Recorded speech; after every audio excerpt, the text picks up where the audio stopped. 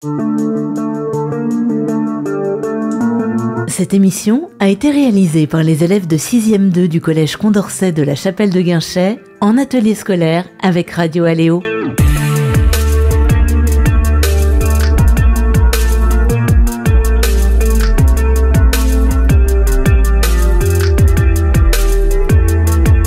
Depuis tout petit, Pierre Aghetti est passionné par la faune sauvage. Aujourd'hui, il est chargé d'études de la vie associative et éducateur à l'environnement à la Ligue pour la protection des oiseaux, la LPO. Pour en savoir plus sur son métier, nous le recevons aujourd'hui dans notre studio. Bonjour Pierre. Bonjour. Pendant votre scolarité, vous avez eu un professeur passionné d'ornithologie. Pouvez-vous nous expliquer ce que c'est et pourquoi cela vous a-t-il intéressé ? L'ornithologie, c'est l'étude des oiseaux. Ça m'a passionné quand je suis arrivé au lycée, du coup, par un prof qui était notre professeur principal et qui nous emmenait en sortie scolaire régulièrement pour observer les oiseaux. Donc la passion, comme tu dis, elle est née de ça. Expliquer pourquoi, en fait, j'ai été attiré par les oiseaux, peut-être plus que par d'autres animaux, je pense que c'est surtout lié au fait qu'un oiseau, ça vole, ça se déplace et ça s'observe surtout partout. Je pense que si on fait un petit tour du collège, là, on observe plein d'oiseaux et s'il y a du coup des animaux qui sont beaucoup plus facilement observables que d'autres, par exemple je pense aux serpents qui sont très compliqués à voir. Je pense que ça vient de là. Les ornithologues passent beaucoup de temps sur le terrain.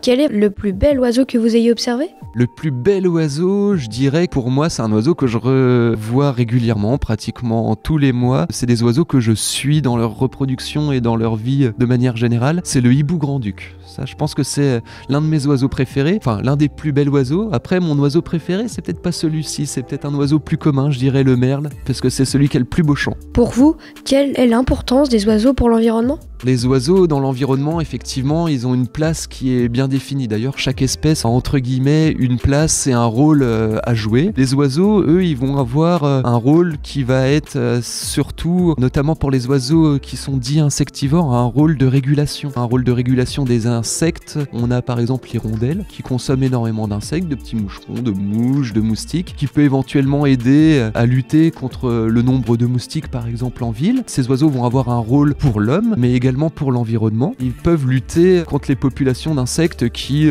augmenteraient. Je pense par exemple aux criquets. En Égypte, aux criquets ravageurs, on a certaines espèces d'oiseaux qui vont attendre cette manne de nourriture pour se reproduire. Et on sait que lors des explosions de criquets, on a de fortes reproductions de ces oiseaux-là, parce qu'en fait, ils arrivent à mieux se reproduire. Les oiseaux peuvent avoir un rôle dans la régulation, avec les mammifères également. Par exemple, les buses qui vont consommer des rongeurs, qui vont consommer même d'autres oiseaux. Et on sait qu'il y a des oiseaux qui mangent des fruits, qui ont un rôle non négligeable dans la dissémination des graines. Il y a des études qui ont été faites. On se rend compte qu'avec la diminution du nombre d'oiseaux, sur certains endroits, on a une diminution de la diversité végétale. Parce que les oiseaux, en consommant des fruits, en consommant des baies, vont rejeter dans leurs fesses en fait toutes les graines. Et il y a même des plantes qui ont besoin de passer par l'intestin d'un oiseau pour pouvoir regermer après. Mais il y a plein d'intérêts, plein d'intérêts. Vous avez fait un BTS en gestion protection de la nature. Quelles sont les particularités de cette formation ? Cette formation en fait elle a trait à tout ce qui est gestion des espaces naturels. Quand on gère un espace naturel, c'est ce qu'on apprend avec cette formation. On apprend à mener des inventaires sur la faune, des inventaires sur la flore. On apprend également avec cette formation protéger un espace naturel. On apprend à le gérer entre guillemets s'il faut le gérer. Et on apprend également à sensibiliser le public. C'est compliqué de détailler toute cette formation, mais de manière générale, voilà, on va apprendre à protéger l'environnement par le biais de plusieurs aspects. Vous êtes éducateur à l'environnement. En quoi consiste ce métier et auprès de quel public intervenez-vous le plus souvent ? Alors le métier d'éducateur à l'environnement, il s'intègre dans les 3 piliers de la LPO. La LPO va travailler sur 3 axes. La connaissance de notre territoire, par exemple en Saône-et-Loire ici. On va travailler sur la protection de notre territoire et on va travailler aussi sur la sensibilisation vis-à-vis du public des espèces qui sont liées à notre territoire. Moi, j'interviens en fait dans ce 3e pilier avec mon travail. Et dans ce travail de sensibilisation et d'éducation à l'environnement. Généralement, je vais intervenir soit pour aider, apprendre à identifier par exemple les oiseaux. Je vais intervenir autrement par exemple auprès des clubs d'escalade pour les sensibiliser par exemple aux dérangements qui pourraient occasionner sur les oiseaux qui vont nicher dans les falaises. Je peux intervenir auprès des classes pour sensibiliser, faire découvrir l'environnement et on va dire les espèces qui sont par exemple autour d'un établissement scolaire. J'interviens aussi pour faire découvrir des sites naturels. Par exemple, on travaille beaucoup avec le département et avec les espaces naturels sensibles qui sont mis en place sur les départements. Et moi, je fais découvrir au grand public en fait ces espaces naturels sensibles. Les missions sont très très variées. Aujourd'hui, vous travaillez à la LPO, Ligue de protection des oiseaux. Que faites-vous sur le terrain pour protéger les oiseaux ? On essaye de faire un maximum de choses. Là, actuellement, on travaille sur une espèce qui s'appelle le Dicnem criard. C'est un oiseau qui fait partie de la famille des limicoles, un petit peu comme la bécasse. Et cet oiseau-là, il va nicher dans 2 endroits en Saône-et-Loire. Il va nicher dans les grandes cultures, puisque lui, il adore tout ce qui est désertique. Et il va nicher également au bord des rivières, notamment sur les plages et les grandes étendues de galets. Nous, on travaille sur cette espèce en basse vallée du Doubs, au bord de la rivière du Doubs, où il va nicher sur ces fameuses plages de galets, ces fameuses plages de sable, pour protéger cet oiseau qui ne niche que à cet endroit en milieu naturel, sinon il va nicher dans les cultures. Et ben, ce qu'on va faire, c'est qu'on va identifier déjà tous les couples reproducteurs. On va ensuite les capturer, les baguer, procéder à des mesures biométriques, donc c'est-à-dire qu'on va mesurer du coup la taille de leur aile, on va prendre leur poids, on va les sexer par le biais d'analyse génétique.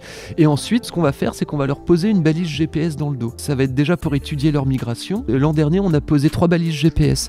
Ces balises GPS nous ont permis de savoir que nos oiseaux, nos Eudicnem, bourguignons, ils passaient l'hiver soit au Maroc, soit aux Baléares ou soit en Algérie. Donc ça va nous permettre de connaître déjà là où ils vont passer l'hiver et de protéger ces endroits. Ensuite, ce qu'on va faire sur place, c'est quand les oiseaux reviennent d'Algérie ou d'Afrique, c'est qu'on va observer où les oiseaux vont aller par exemple pour se nourrir à côté de la rivière. On s'est rendu compte qu'ils utilisaient un milieu naturel pour nicher, mais par contre qu'ils utilisaient des milieux agricoles pour se nourrir, et notamment ils vont utiliser les champs de maïs, les champs de blé, les champs de colza pour protéger cet oiseau. On va du coup contacter les agriculteurs pour connaître un petit peu les pratiques agricoles qu'ils vont mettre en place sur les endroits que les oiseaux vont utiliser pour que ça ne soit pas néfaste aux oiseaux. C'est un exemple de protection et de connaissance qu'on essaye de mettre en place sur le territoire. Ensuite, on en fait plein d'autres. Par exemple, on a un oiseau qui revient petit à petit, qui avait disparu totalement du territoire français, c'est la cigogne noire. Et bien la cigogne noire, on se rend compte que petit à petit, elle revient en Saône-et-Loire et elle revient nicher dans nos forêts. En fait, elle est un peu pénible, la cigogne noire, parce qu'elle a besoin de grands massifs forestiers. Dans ces massifs forestiers, il faut pas qu'il y ait d'activité humaine, parce que si quelqu'un passe sous son nid 1 fois, 2 fois, 3 fois, elle est susceptible d'abandonner ses œufs. Et en plus de ça, faut des grands arbres très très grands dans lesquels elle va établir son nid, et des ruisseaux en forêt de bonne qualité dans lesquels il faut qu'elle puisse trouver de la nourriture. Donc quand on a réuni toutes ces conditions, l'oiseau peut revenir. Et ben là, on a quelques couples qui sont revenus ces 5 dernières années en Saône-et-Loire, et nous, qu'est-ce qu'on essaye de faire? C'est qu'on essaye d'identifier là où nichent ces couples, et systématiquement, on met en place en fait des conventions avec l'ONF, c'est l'organisme national compétent dans la gestion des milieux forestiers, pour pouvoir mettre en place en fait des pratiques de gestion de la forêt qui vont être en adéquation en fait avec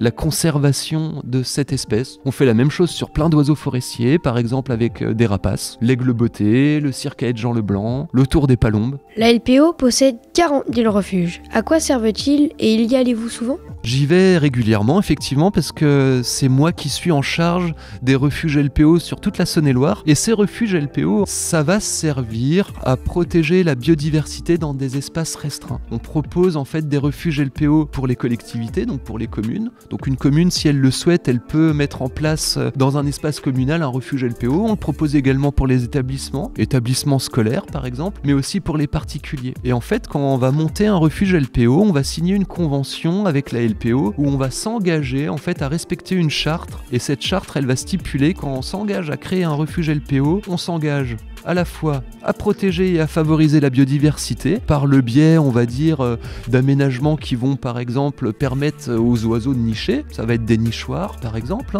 On va aussi pouvoir par exemple ne plus toucher à nos espaces verts, laisser la végétation pousser pour que les insectes puissent se développer et pour que ça puisse créer de la nourriture aux oiseaux.